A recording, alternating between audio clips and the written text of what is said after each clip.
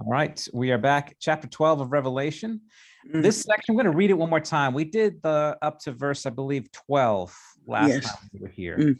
So we're going to finish up that last paragraph. But before we start the last paragraph, it'd be good to just to kind of read through it one more time and to see the flow of this vision that he's having, this great sign that's appearing, which is a sign not so much about a particular event that's happening at that time or an event that's going to happen.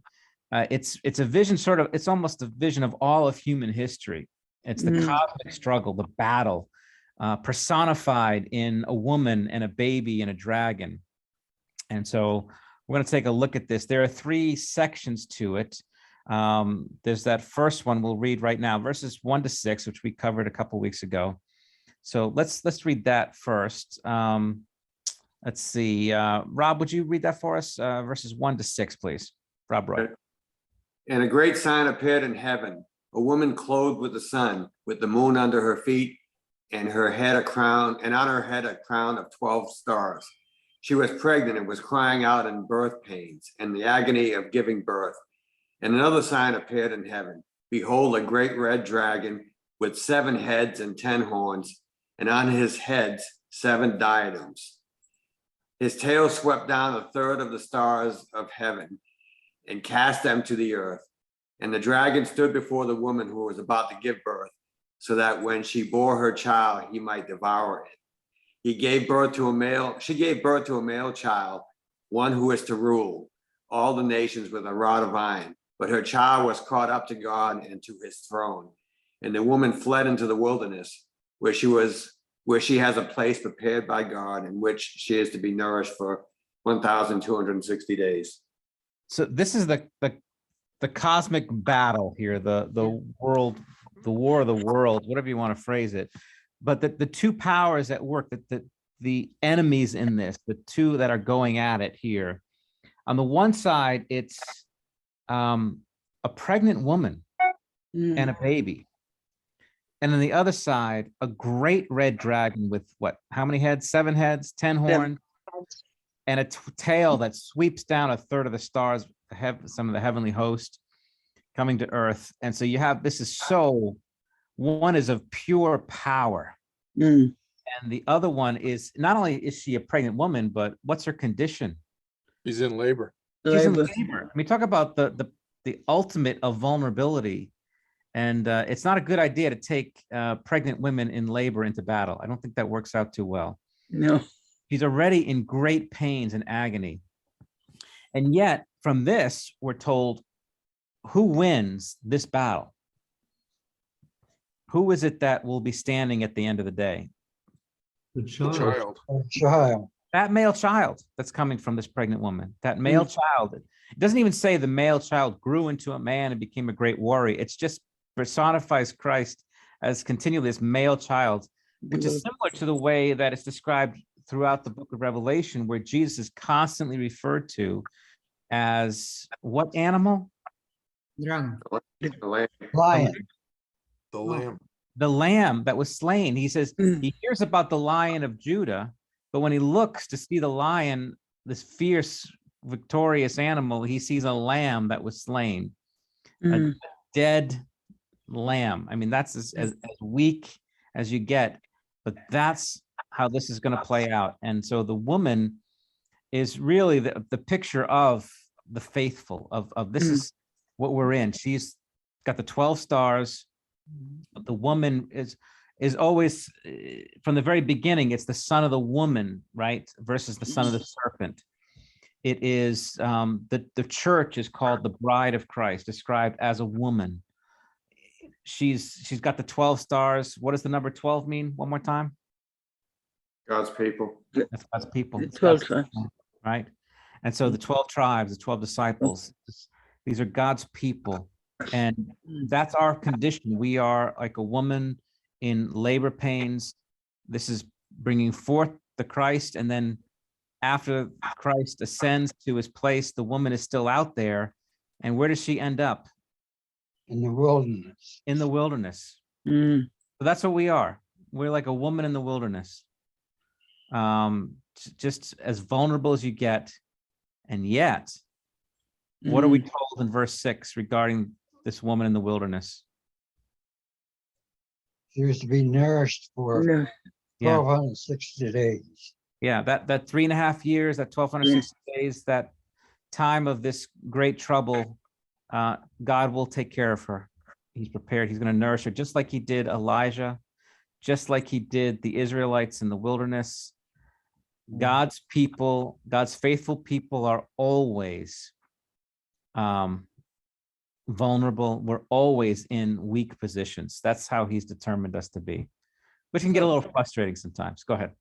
Pastor, the woman is, I read that woman in this case is Israel. Is okay? Yeah, I think more than Israel. I think it's not just Israel, like the nation of Israel, but she's symbolic of, because she exists after the child is born, she continues on. She represents God's people, from God's people before Christ came and God's people after Christ came. She personifies that. So even as Christ is exalted to the highest heaven, she remains, and she's sent off to the wilderness. And that's exactly where, during the times of tribulation, God's people are doing that. They're in hiding. They're struggling. They're, when we think about God's people today, God's faithful people throughout the world, this is a perfect description of them. They're like pregnant women in the agony of pains and then fleeing into the wilderness. So then we move on, verse 7 to 12, which we discussed last time. Bob Fowler, would you get that for us? Sure. Now war arose in heaven, Michael and his angels fighting against the dragon. And the dragon and his angels fought back, but he was defeated, and there was no longer any place for them in heaven. And the great dragon was thrown down, that ancient serpent who was called the devil and Satan, the deceiver of the whole world. He was thrown down to the earth, and his angels were thrown down with him. Now I heard a loud voice in heaven saying, now the salvation and the power and the kingdom of our God and the authority of his Christ shall come, for the accuser of our brothers has been thrown down, who accuses them day and night before God. And they have conquered him by the blood of the Lamb and by the word of their testimony, for they loved not their lives even unto death. Therefore rejoice, O heavens, and you who dwell in them. But woe to you, O earth and sea, for the devil has come down to you in great wrath, because he knows that his time is short. So now in this scene, we do have a battle going on, but it's not the woman, you'll notice, who does the fighting. Who is fighting in this scene here? Michael and his angels. Michael and his angels, right? Fighting against the dragon and his angels. And the dragon, we're told, if you didn't figure it out already, is whom? Satan. is Satan, Satan. or the devil. Yeah. The devil, the ancient serpent, yes. And remember, Michael was the prince of Israel. He's the prince over God's people. There were all these angelic, these spiritual beings, these princes, like the prince of Persia, the prince of Greece, and who had dominion over the nations. These were fallen powers, the authorities, the rulers and authorities that Paul talks about. But Michael was faithful, and he was the one sort of representing, defending, and fighting for God's people. And we saw him back in Daniel, and here he is again. And the result of this battle is that what becomes of the devil and the dragon and his angels?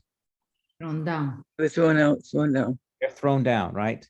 So they're no longer in the heavenly realms.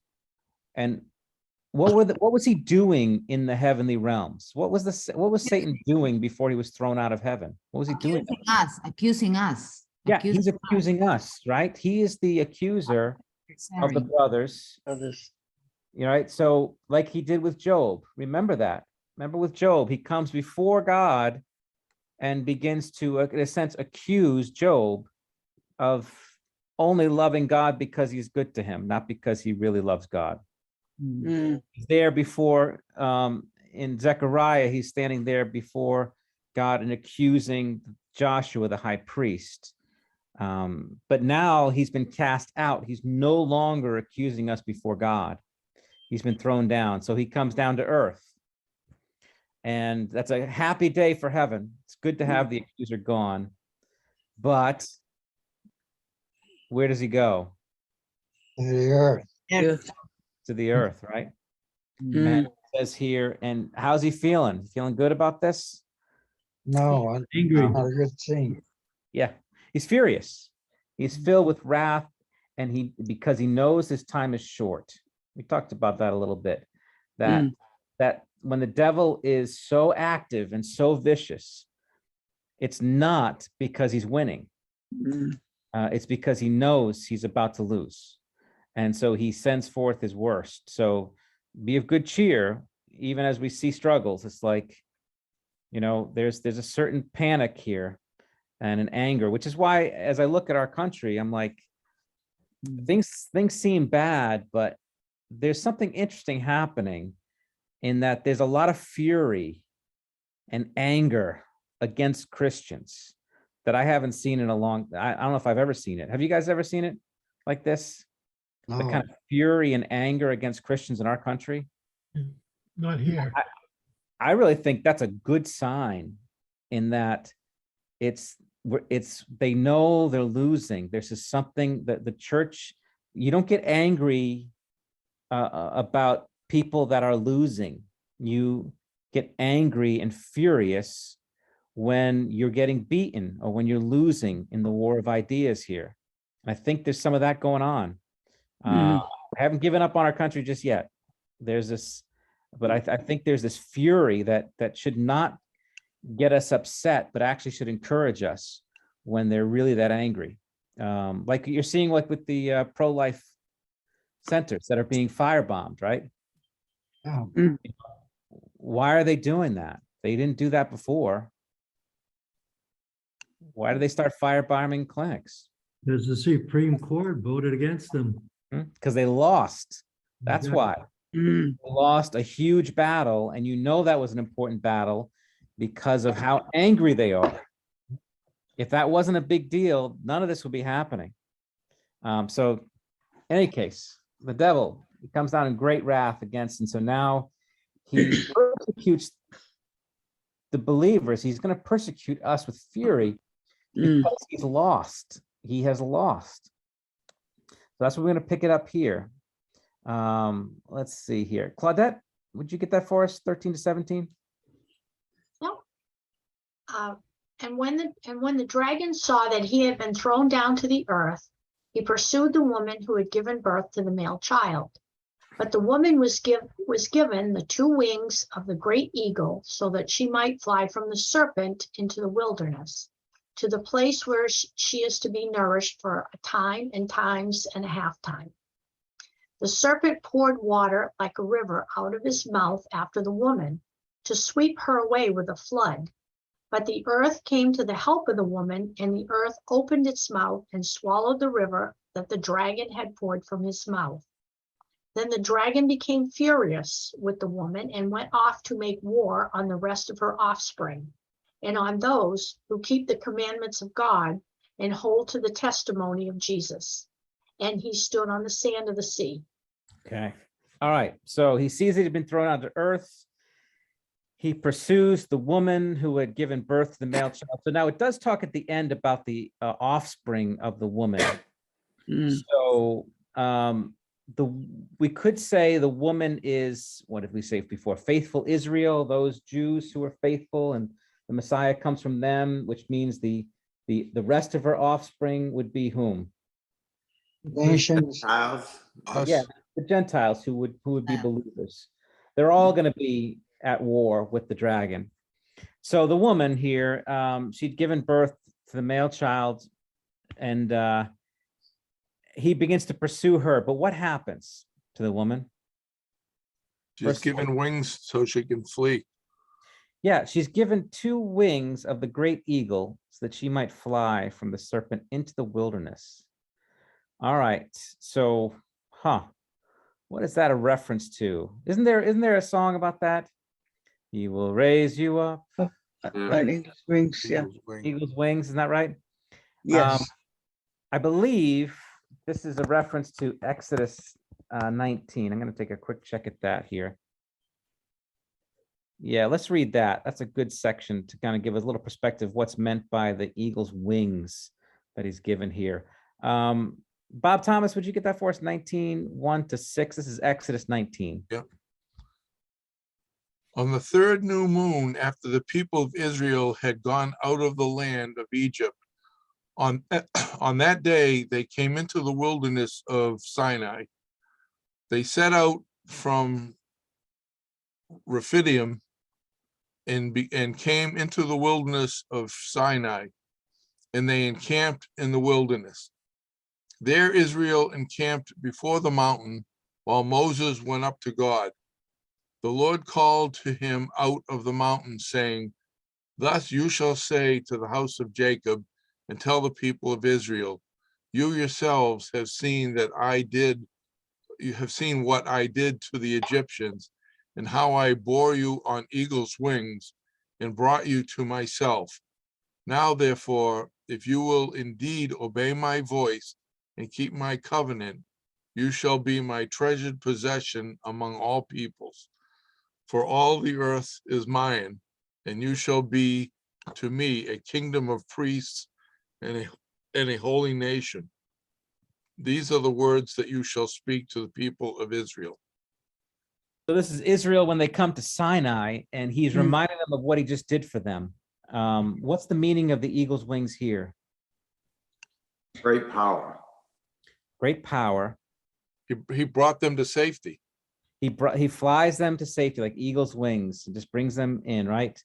And he brings them, and where did he bring them to safety? Into the desert. Into the wilderness, right? Yeah. And who was pursuing them? The Egyptians. The Egyptians. Now, Egypt's very important to get that. Egypt is in the Bible, the one nation that is most identified with the serpent and with the dragon is Egypt. Sometimes even called Leviathan or the river monster.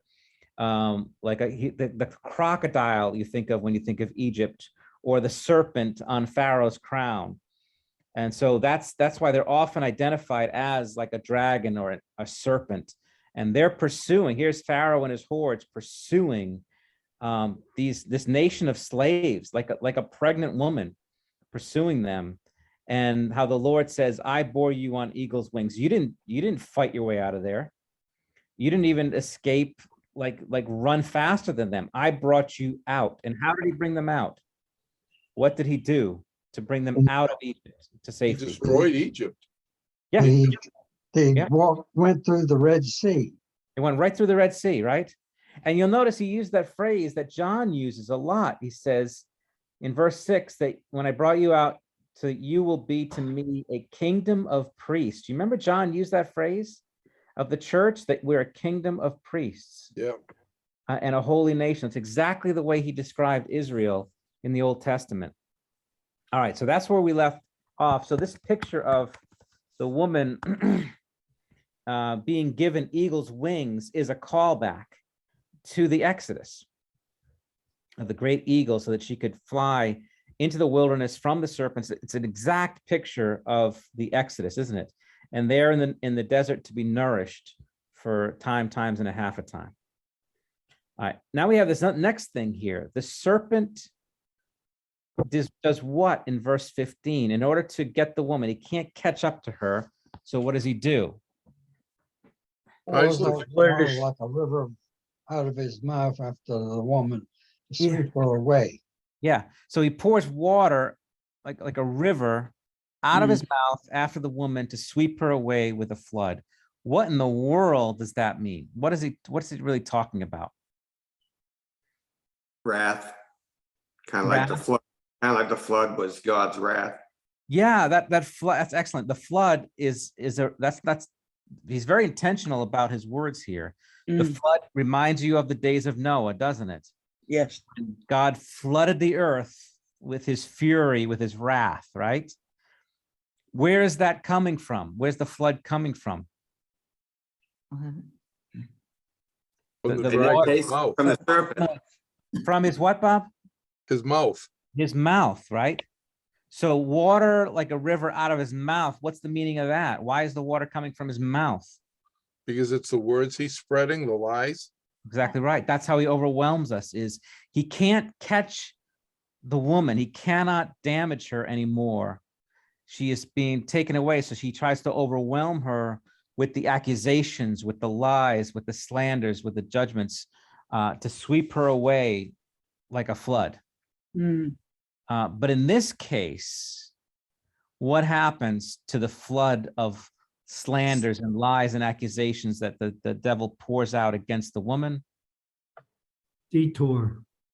Yes, huh? What happens to the water? Who helps the woman now? The earth. yes, The earth. Interesting, huh? And what does the earth do? Opens it up and swallows. Follows the river that the dragon had poured out of his mouth. Yeah, the earth swallows the river that the dragon had poured from his mouth. So just a little note here. Let me see if I got my notes on this one here. The floods. Okay, we got a couple passages here. Where have you seen in the Old Testament the earth opening its mouth and swallowing something up? The Egyptians. people who opposed Moses, for one thing. Crossed the line. Who wanted to stay with Moses? The others got swallowed up. Yeah, it was, there's a couple passages I want to look at with you here. Let's see, there's the reference to Exodus 15:12. Let's turn there. There's a one reference for us, Exodus 15, verse 12. This is the Song of Moses. And look how it's described. So they've crossing the Red Sea, right? I will say to the Lord, he's triumphed glory. They've just crossed the Red Sea. And one of the lines goes like this on verse 11 and 12. Raymond, would you read that for us? 11 and 12. Who is like you, O Lord, among the gods? Who is like you, Majestic. in holiness, awesome in glorious deeds, doing wonders? You should stretch out your right hand, the earth swallowed them. Yeah, it describes the earth mm, swallowing up the Egyptian armies being sent by there. So that's a reference there.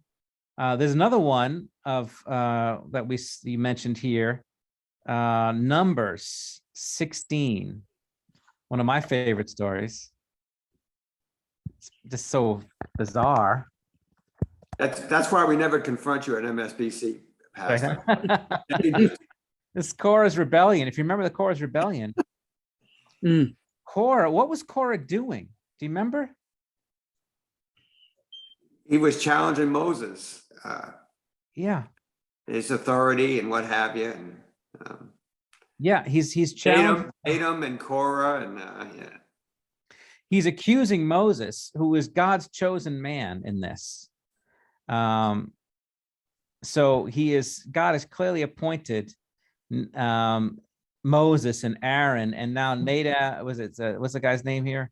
Korah, and Dathan. Dathan, Abiram, and these guys, they're challenging them. And who are you that you set yourselves up against us? And he says, let's see what happens here. So Moses says to Korah, be present. We're going to have a challenge now to see who really is, whom the Lord truly has appointed. Give them each a censer and so forth. Let's read that story here. Elizabeth, would you read this for us here? We'll start verse, let me think here. Let's start with verse 20 and just see how far we can go with that. Can you see it okay? Yes. Mhm. And the Lord spoke to Moses and to Aaron, saying, separate yourselves from among this congregation, that I may consume them in a moment. And they fell on their faces and said, O God, the God of the spirits of all flesh, shall one man sin, and will you be angry with all the congregation? And the Lord spoke to Moses, saying, say to the congregation, get away from the dwelling of Korah, Dathan, and Abram. You want me to go on? Then Moses Yes, rose please. and went. Then Moses rose and went to Dathan and Abram, and the elders of Israel followed him. And he spoke to the congregation, saying, Depart, please, from the tents of these wicked men, and touch nothing of theirs, lest you be swept away with all their sins. So they got away from the dwelling of Korah, Dathan, and Abram, and Dathan and Abram came out and stood at the door with their tents, together with their wives, their sons, and their little ones. And Moses said, hereby you shall know that the Lord has sent me to do all these works, and that it has not been of my own accord.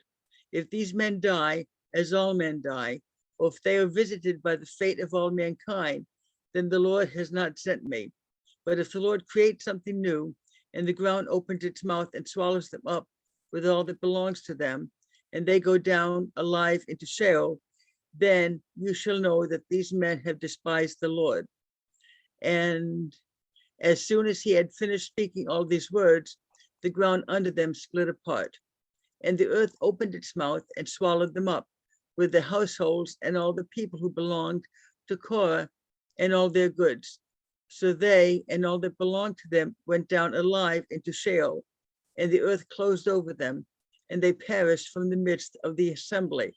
And all Israel who were around them fled at their cry, for they said, lest the earth shall swallow us up. And the fire came out from the Lord and consumed the 250 men offering the incense. Yeah. There's another case of the ground swallowing up those, it's really interesting is that these guys, Korah and Dathan and Abiram, right? And all these, they're well-known men. They're decent, respectable men. They're not cheats and liars and thieves and murderers. These are priests. They are respectable men, but they are playing the role of the devil in this, as they're accusing Moses and Aaron with this insubordination. And this is a great evil in God's sight. That's exactly the sin of the devil. He was this glorious angel, this glorious cherubim, and he aspires to be greater, he's full of pride and self-righteousness. And then, of course, and with bitterness and envy because he can't get what he wants to get. That's really at the heart of this evil. And the Lord swallows it up with the ground, just like he did the Egyptians in the Red Sea. Again, same thing with Pharaoh and his armies. It's like they are this pursuit. This is the devil's work. He's not the one who's coming and hanging out at the bars and sleeping with the prostitutes. He's coming in religious garb with self-righteousness and accusation and condemning, which is, Satan's at work in a culture is when you see an inordinate amount of self-righteousness, which is one of the things that I'm seeing a lot with this generation of young people, is how quick they are to condemn and to cancel and to not forgive. And if you don't play according to their values and rules, and we won't talk to you anymore. And you older people, you're hateful, constant accusations and charges. That's how the devil works. Pastor. Yes. But you're finished. I apologize. No. But it also brought to mind, I believe a statement you said not long ago is, although God is slow to anger and he's patient, when he moves, it's quickly. Those people couldn't get out of the way of their fate. Yeah. Boom. Yeah. But it's really interesting that the way that he chooses to punish people. He has so many ways to punish people: plagues, serpents, droughts, armies coming in, and in this case, ground opening up to swallow them. And I think a lot of that is to link Korah with the Egyptians. He is one with them. He's going to die the same way that they died. The ground's going to swallow them up, just as it did Pharaoh's armies. And that's what's happening here. The Lord delivers the woman by swallowing up all those accusations, those charges against them, just as the Red Sea did the Egyptians, just as the ground did with Korah and his rebellion. All those charges, he will protect them, protect his people. All right. But of course, does that make the dragon calm down and maybe more self-reflective and thinking maybe I made some mistakes here. Maybe I need to pull back a little bit because clearly I'm not going to win this battle. Is that how this goes? No. He gets even more mad, right? more He becomes furious. furious. And what does he do? Went off Made to make war with the rest of her offspring. Yeah. Yeah. So he's furious with the woman, but can't get to her. So he goes off to make war on the rest of her offspring. And who are the rest of her offspring? Christians. Yeah. How are they described here? Offspring. Who keep all those people who keep the commandments. Yeah. Who keep the commandments of God and Hold the testimony of Jesus. hold to the testimony of Jesus. Okay. All right.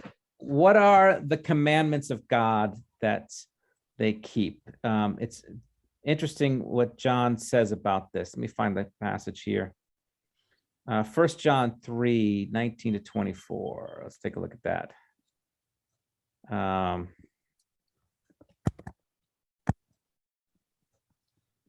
Okay. All right. Let's see. Jack, you there? You want to read this? Sure.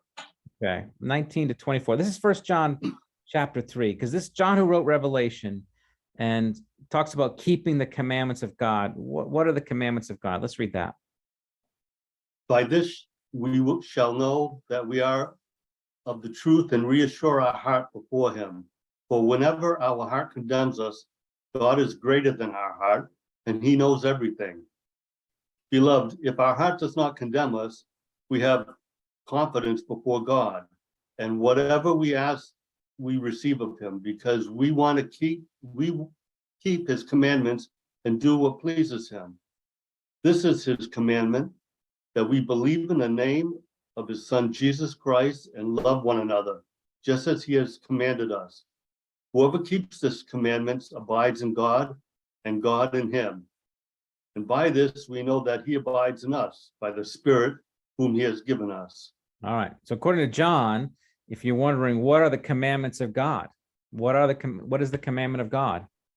Love one another. Love one another And to love Believe him. in Jesus. and to believe in the name of his son, Jesus Christ. There you go. He describes it as one commandment even. This is his commandment, singular, but it's like two sides of a coin. It's a one coin, and one side it says believe in the name of his son Jesus Christ, and the other side says love one another just as he commanded us, and they go together. You do this. You believe in it. All who believe in Christ love one another, and those who love believers like this believe in Christ. They're just inseparable, faith and love. The two big main commandments. Yeah. Love God with your whole heart, whole Yeah. soul, and whole mind, and Yeah. love your neighbor as yourself. As yourself. Yeah, exactly. Right. And these are the commandments that go with the commandments that you mentioned: love God with all your heart, soul, mind, and strength, and love your neighbor as you love yourself, are the commandments that sum up all the commandments of the law, right? That's the law of the old covenant. The commandment that sums up the new covenant law is this one here: believe in the Lord Jesus Christ and love one another as he loved us. This is the new commandment, Jesus says, that I'm giving you. Be in fellowship with one another as well as God. Say that one time. Be in fellowship with God as well as our brothers and sisters. Yeah, and John makes the point. It says you can't love God if you don't love one another. He says anyone who says, I love God but doesn't love his brother is a liar. They're inseparable. And in fact, that's kind of Jesus says the same thing when he says regarding the two commandments. He says, the greatest commandment is love God with all your heart. And he says, and the second is like it. It's connected to it. You love your neighbor as you love yourself. They go together. If you don't love your neighbor, you don't love God, because your neighbor's been made in God's image. And if you don't love your brother in Christ, you don't love Christ. Because Christ is in us. We have this fellowship with each other that is a defining characteristic of our faith. So in this case here, when we come to Revelation 12, this is what we can expect. This is now he's speaking directly to us, whoever the woman is. We can get that wrong, but it's pretty clear who our offspring are. And folks, that's us. We are these offspring, those who keep the commandments of God, hold to the testimony of Jesus. And the devil, the dragon, is furious and he's making war on us. So keep that in mind. Now we close with this peculiar passage here. And he stood on the sand of the sea. So there is a footnote to that. And it says, and I stood on the sand of the sea. So not sure what to make of this one here. I did see something kind of interesting. There's a couple passages of what that means. He stood on the sand of the sea. One is, let me find it real quick here. Oh, shoot. The NASB says the sand of the seashore. Sand of the seashore. So there's a couple possibilities of what that means, of what he stood on the sand of the sea. It's setting up the next scene here, which is we're going to get into, I believe, the beast. Yeah. Going to be coming out of the sea. All right. Antichrist. Yeah. In the NASB, they've got that line in with chapter 13. In with chapter 13. So we can maybe Yeah. put it up for next week and talk about that. Yeah, that mine says the same thing in the footnotes. It's what does it say in the footnotes? It says many manuscripts versions read, I took my position, thus connecting the sentence to the following paragraph. Okay. Because if you read them, it was I took my position on the sands of the sea, then I saw a beast come out of the sea. Yeah, that makes That's- more sense, doesn't it? Yeah, That John himself is now standing on the sand of the sea, yeah. and he sees a beast rising out of the sea, which we'll get to next time.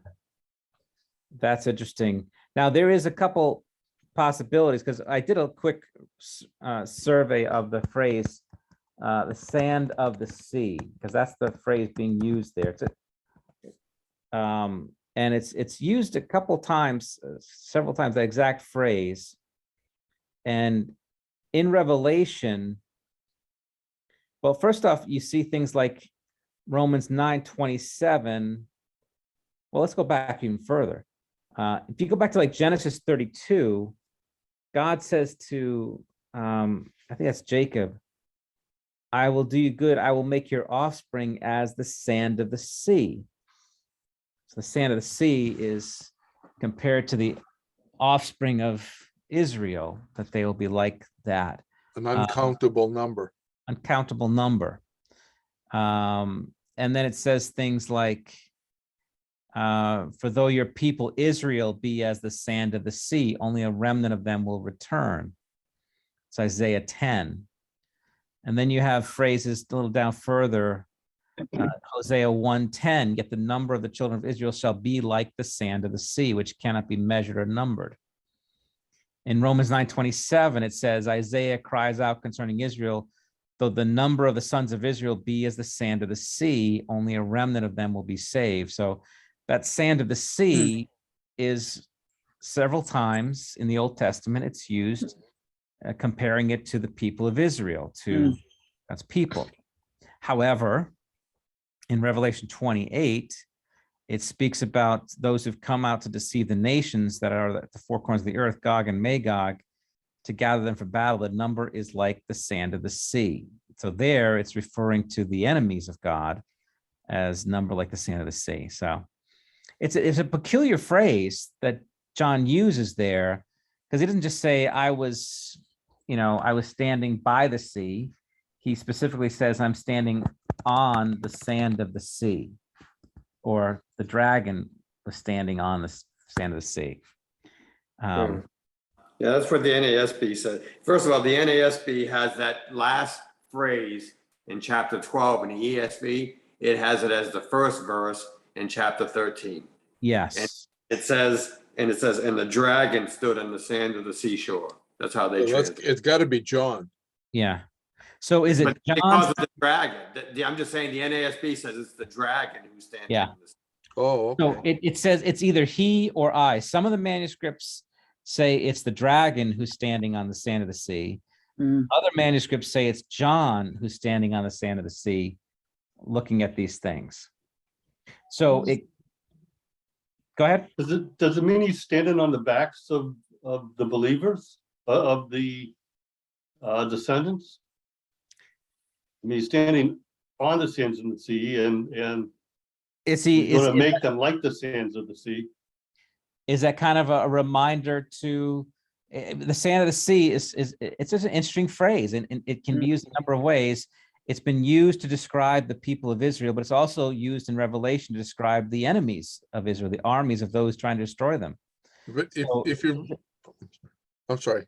So is it maybe if he means it symbolically, and I think he does mean it, because everything in Revelation is pretty symbolic. So when he uses terms, I take them for symbolism. So it could be that he's saying here, like the dragon is, standing on the sand of the sea, like we're going to see in Revelation 20, all the hordes and the forces with him, like the sand of the sea coming after God's people to overwhelm them. Or if it's John, maybe standing on the sand of the sea, like standing with God's people here as they're looking out into the ocean, ready to be overwhelmed. So it's not clear. But if you Yeah. finish reading that first line on 13, it Yeah. describes what's coming out as the dragon. No, it's not the dragon, it's the beast. The beast. But it's got the same 10 horns, 7 heads, 10 diadems. Yeah. But it's different than the dragon. Okay, He's distinguished from the dragon in this passage. Okay. The beast is given its authority from the dragon. They're connected. See, it says verse 4, they worship the dragon, for he had given his authority to the beast. And they worship the beast, saying, who is like the beast? So the dragon and the beast are kind of like this unholy trinity. So you have like God the Father and God the Son, and the Son is the visible image of the invisible God, and all the fullness of God dwells in the Son. The dragon and the beast are kind of similar. The beast is the visible presence of evil. We're going to see he's the evil powers of this earth that are at work. The dragon is the spiritual one behind the scenes, working through the beast, motivating him and driving him to do the evil he does. So the beast you're going to see is, well, we're going to get to that next week. You'll notice he's a leopard, he's a bear, and a lion. Whoa, that sounds familiar. Where have we seen lions, bears, leopards, and beasts before? oh my. Yeah. Mm.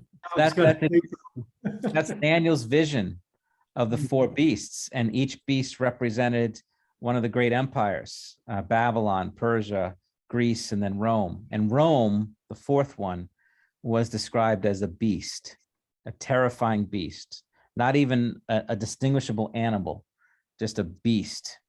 And so that's what John's dealing with at this time. All right, I think I need a break here. It's 5:03. We got through the chapter. I'm very excited about that. So thank you for bearing with me here. Pastor, but the